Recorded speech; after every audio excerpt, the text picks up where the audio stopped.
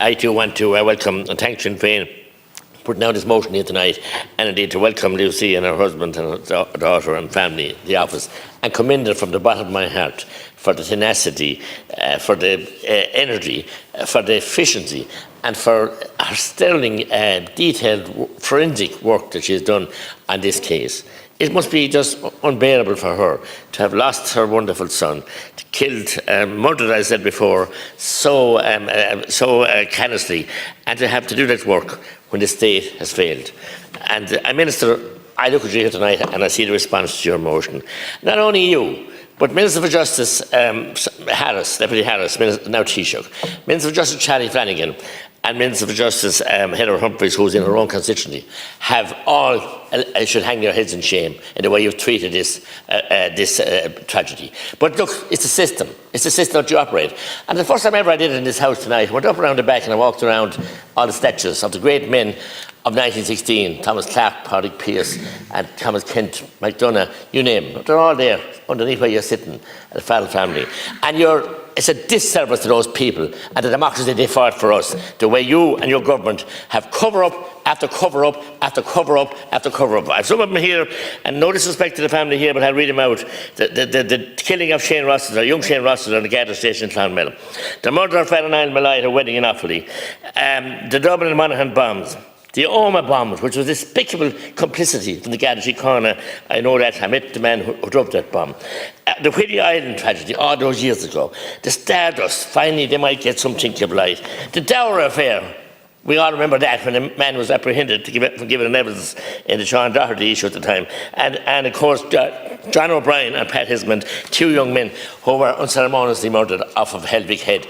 Cover up after cover up after cover up. No proper Garda investigation. They're only ones that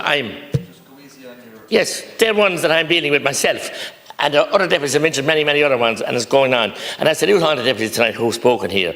It behoves us here as elected members of this Dáil to live up to our constitution, live up to the freedoms that were fought for by those gallant men. Or else we should pack up and go home and let some dictator take it over. Because you're covering the system.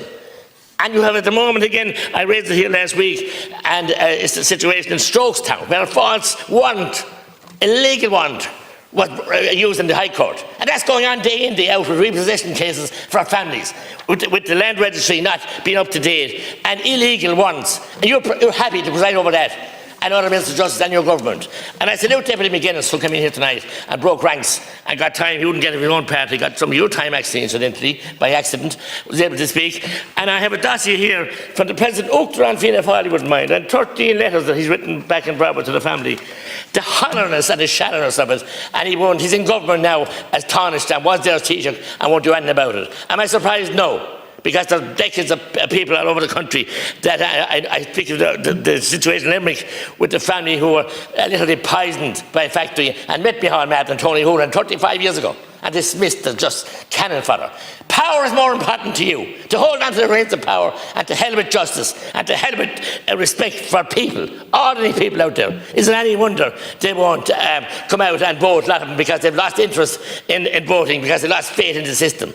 And you won't support your Gardaí. We never had a less Gardaí. To think that a man had so many crimes could be at large here and the whole system was a tissue of fabrication of failings. A man that could kill that and be stopped at a checkpoint and he put in charge of the car by a member of Garda Síochána. He has to be an insider and a Garda informer, otherwise he couldn't get away with what he could. And if he could, it's amazing, it's a sad indictment in our country that a person like him can still be at large. We don't know where he is. He could be down the street here in Grafton Street tonight for all we know. And there are many other families going through all that kind of stuff up and down the country.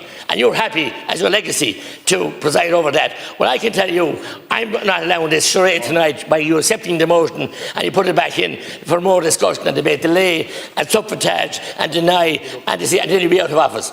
I'll be calling a vote on behalf of my colleagues here tonight on this motion, and we'll see where your members are then. Good.